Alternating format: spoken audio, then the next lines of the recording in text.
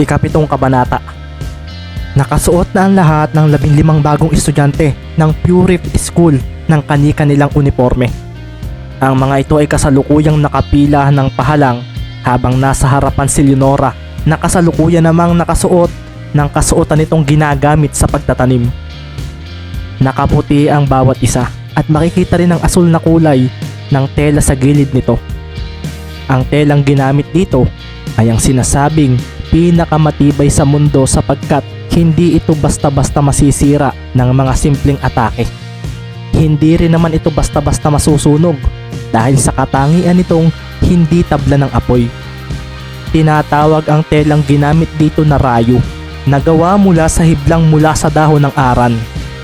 Ang aran ang pinakamatibay na kahoy sa buong mundo at tanging sa Purif lang makikita ito.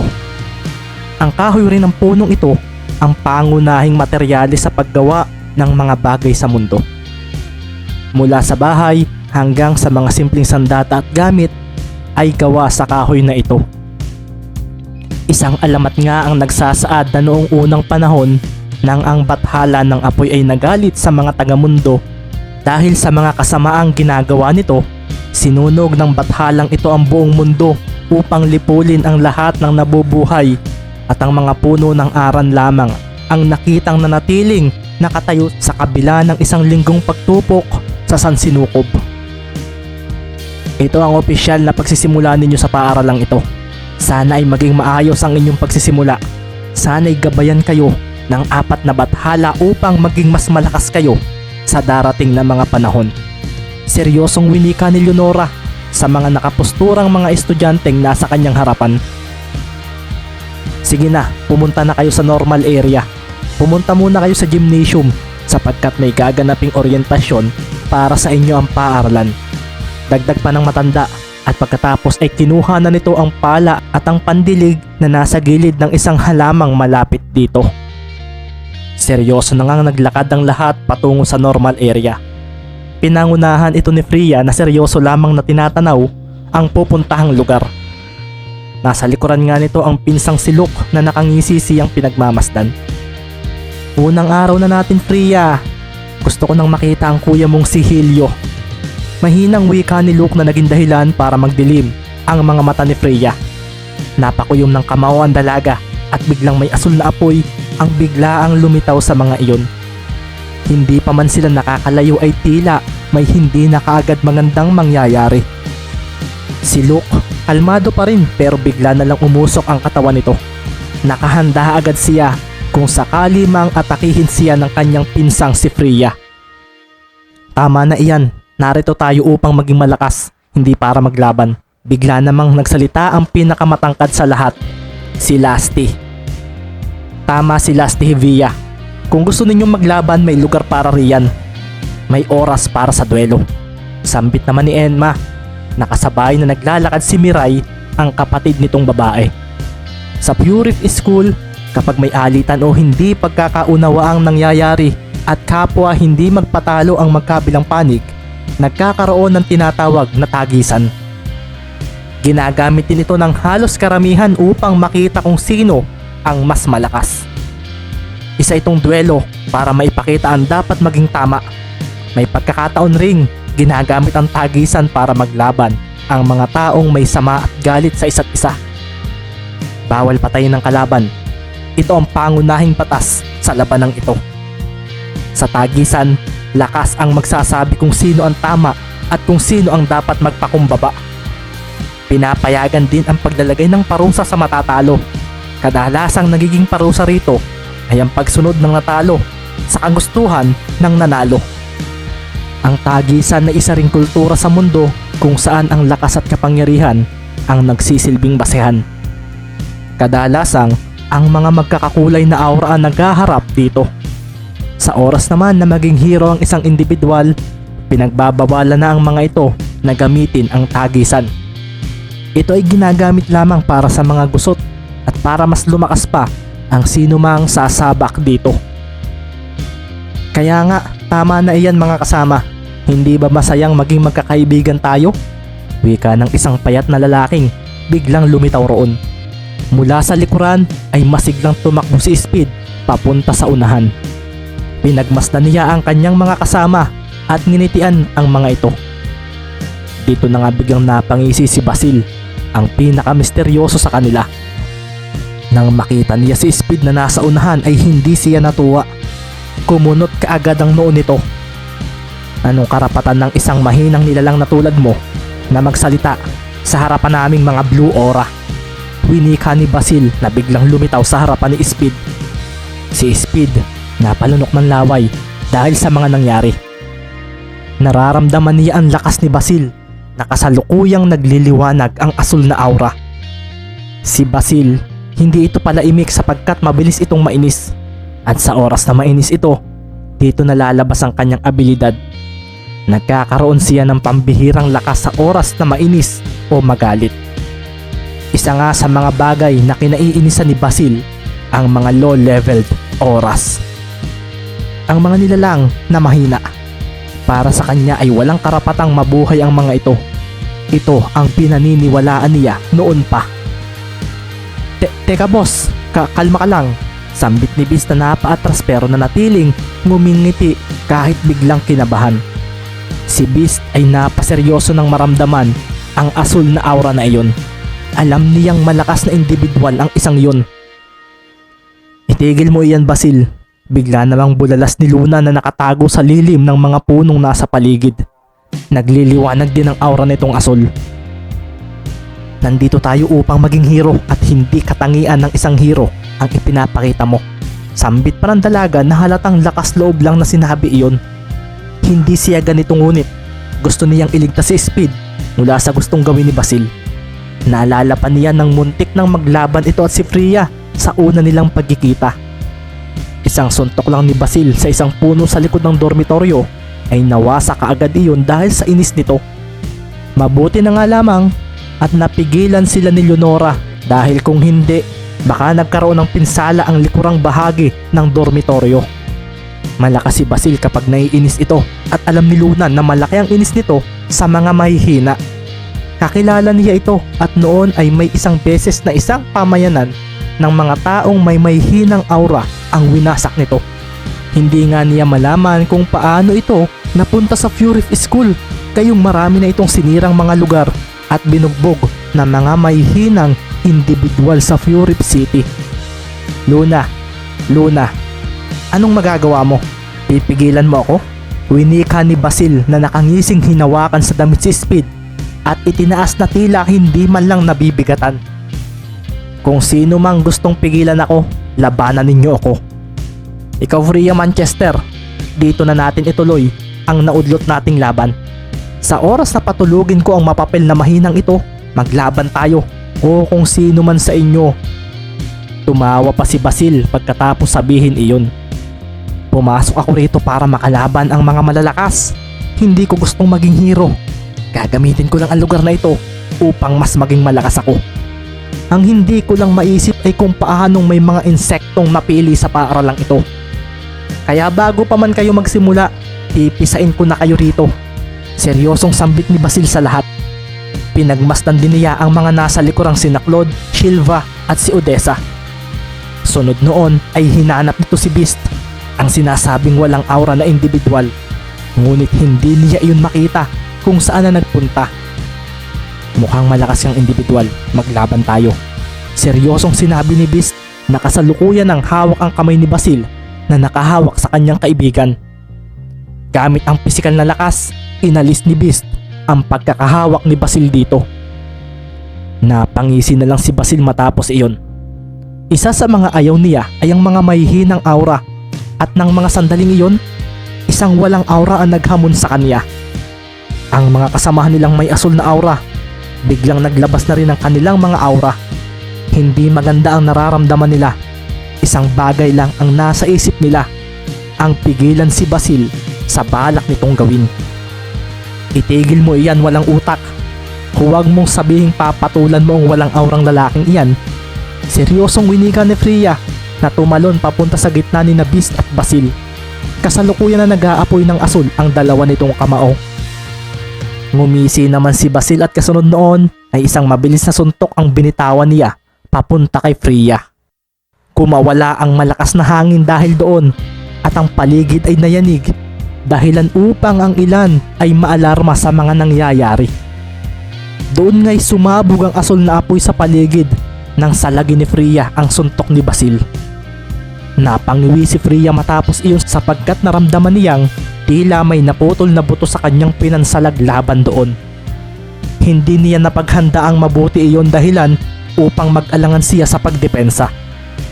Nagliliwanag ang aura ng dalawa habang nagpipilit si Basil na itulak ang dalaga gamit ang kamao nito.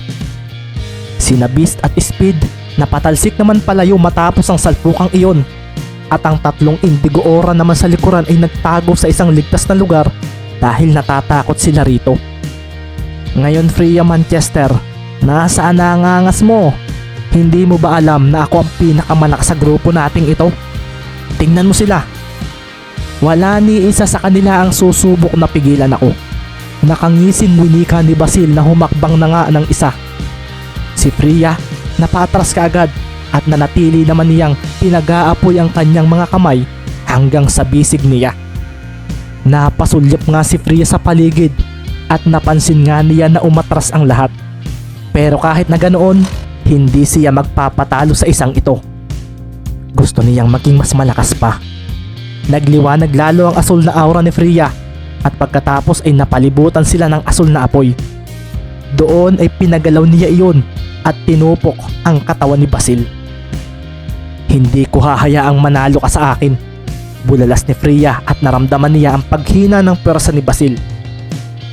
Mabilis siyang tumalon palayo at pagkatapos inipon niya ang kanyang asul na apoy sa kanyang kaliwang kamao. Kasunod agad noon ay bigla siyang naglaho.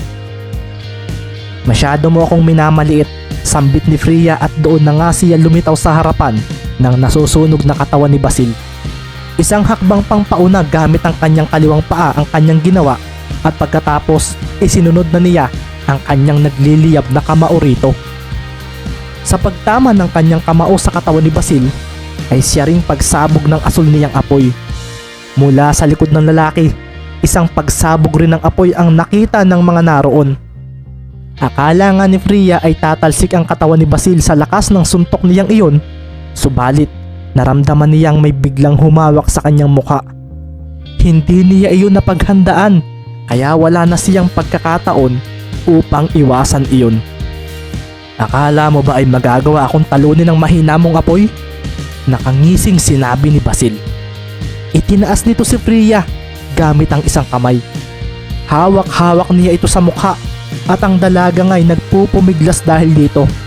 Subalit higit na mas malakas ang lalaking si Basil, kaya hindi siya makawala mula rito. Isa pa, hindi na rin makahinga si Freya dahil dito. Tinatakpan ng kamay ng lalaki ang ilong at bibig niya, kaya hindi pumasok ang hangin sa kanyang katawan. Ang lahat naman ng naroon ay napaatrasan lang din. Doon ay nakita nila ang aura ni Basil. Hindi na iyon kulay asul. Nagbago ng dahan-dahan ang kulay nito. Isang green aura. Ang sunod na kulay sa blue aura.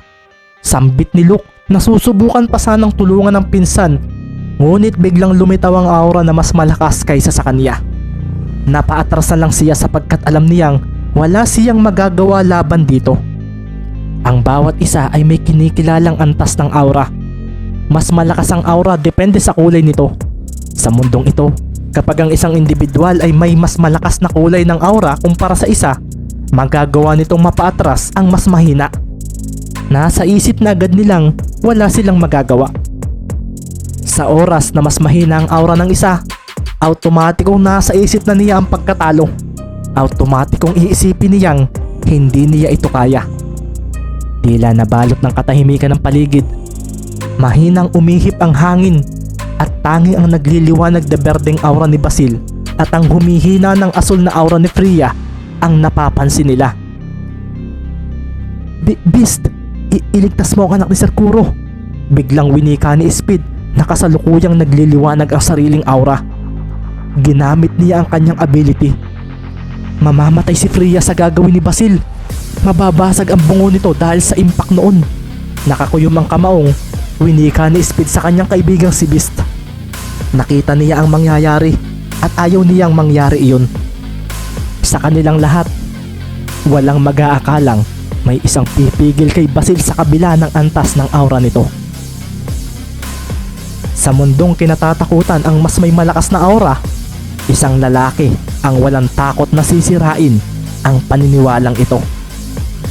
Tingnan ko kung makakaya mo ang gagawin kong ito, Freya Manchester. Bulalas ni Basil na nagngising demonyo na. Nagdidilim na rin ang paningin nito na tila ba isang mamamatay tao.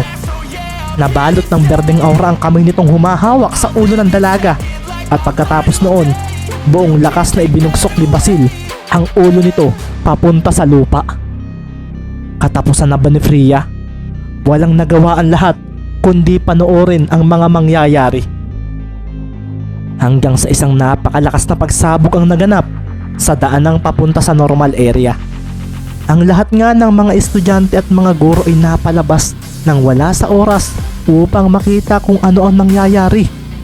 Nayanig pa nga ang paligid dahil doon. Si Leonora naman ay mabilis na napatakbo patungo sa pinagmula noon. Nasisiguro niyang ang mga estudyante ng kanyang dormitoryo iyon. Sa lugar ng pinangyarihan, naroon ang mga blue aura user na kasalukuyang nagulat sa mga nangyari.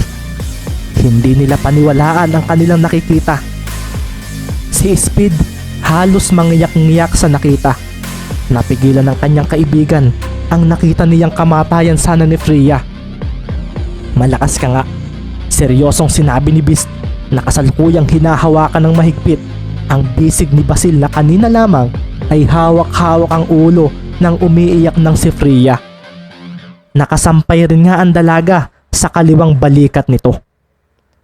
Naramdaman na lang ni Freya na mamamatay na siya, ngunit hindi niya inaasahang may magliligtas pa pala sa kanya. Hindi nga niya akalaing ang walang aura na lalaking si Beast ang gagawa niyon.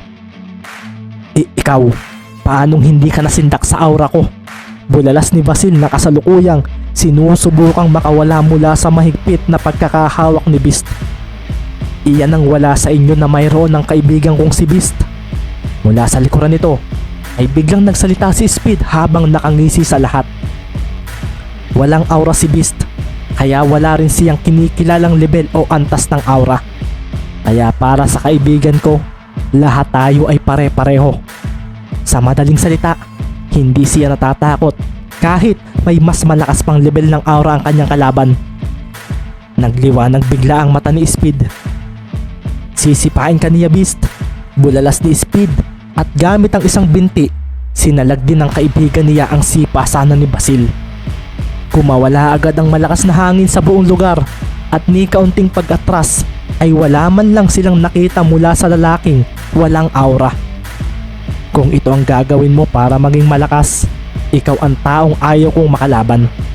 Seryosong sinabi ni Beast at doon ay mabilis niyang binitawan ang bisig ni Basil. Napangisi si Basil matapos iyon, subalit bago pa man siya makapag-react, hindi niya malaman kung bakit tila nawalan siya ng oras upang umiwas sa gagawin ni Beast. Tumama na nga ang kamao ni Beast sa bukas niyang mukha. Sinubukang labanan iyon ni Basil, ngunit naramdaman niya ang sakit na idinulot noon. Nanghina ang kanyang tuhod at tuluyan na siyang nawala ng balanse. Bumagsak si Basil at ang green aura nito ay naglaho. Bahagyang nayanig ang paligid at kumawala ang hindi kalakasang hangin nang mangyari iyon. Nawalan ito ng malay dahil sa ginawang suntok ni Beast sa mukha nito. Nakikitang basag ang ilong ni Basil na nakadapa sa harapan ni Beast at kasalukuyang nagliliwanag ang asul na aura ng kamaong ginamit nito. Nagmula ang aura na iyon mula kay Freya na kasalukuyang buhat-buhat pa rin ito sa balikat. Nang mga sandaling iyon, hindi nila namalayan na marami na pala ang nakasaksing taga Furet School sa ginawa ng walang aura na si Beast sa isang green aura na si Basil.